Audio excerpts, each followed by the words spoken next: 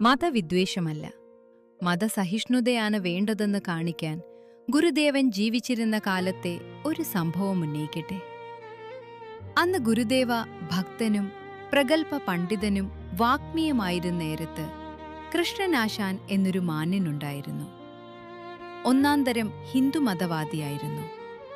ക്രിസ്തുമത വിദ്വേഷിയുമായിരുന്നു.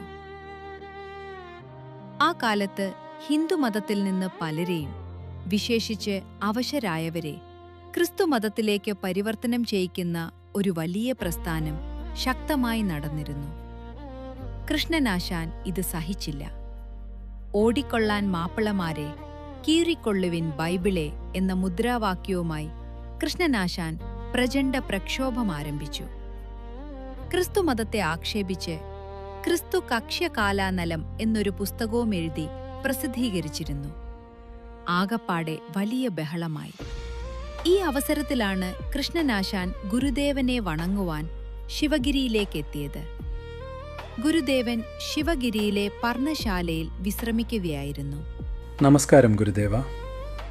ഓ, നിനക്കിപ്പോൾ വലിയ ജോലിയുണ്ടല്ലോ. ക്രിസ്തുമത ധ്വംസനം.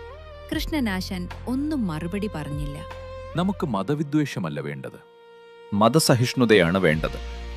മനുഷ്യരെ മതത്തിന്റെ പേരിൽ ഭിന്നിപ്പിക്കരുത്. മതം മനുഷ്യന് വേണ്ടിയാണ്. മനുഷ്യർ മതത്തിന്റെ പേരിൽ കലഹിക്കരുത്. അത് ശരിയല്ല.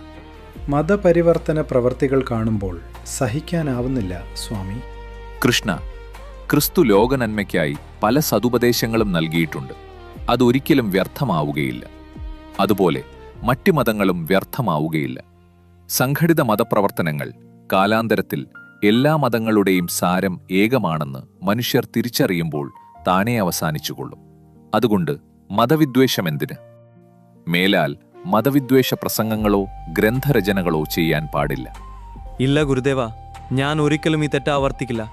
എന്നോട് ക്ഷമിക്കണം. ആശാൻ ഗുരുദേവനെ വണങ്ങി വിനയപൂർവം സമീപത്തു നിന്നു. അങ്ങനെ ആ വീദണ്ഡവാദം അവസാനിച്ചു. ഗുരുദേവന് മതങ്ങളെക്കുറിച്ചുണ്ടായിരുന്ന യഥാർത്ഥ ദർശനം എന്തായിരുന്നുവെന്ന് ഈ സംഭവം വ്യക്തമായി തെളിയിക്കുന്നു.